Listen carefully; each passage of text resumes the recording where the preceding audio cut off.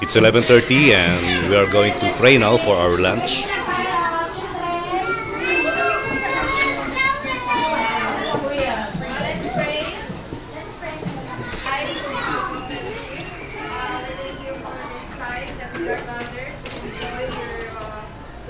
Celebrate your birth, the birthday of Jesus, our Lord.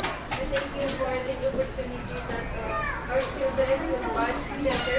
And we also pray for this food, O Lord, so that it will give us nourishment for our body to make us our people or your good people. Okay, it's lunchtime. Ato na, ambush na.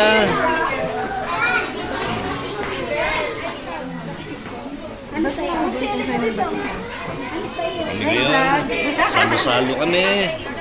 Yes, ang daming handa.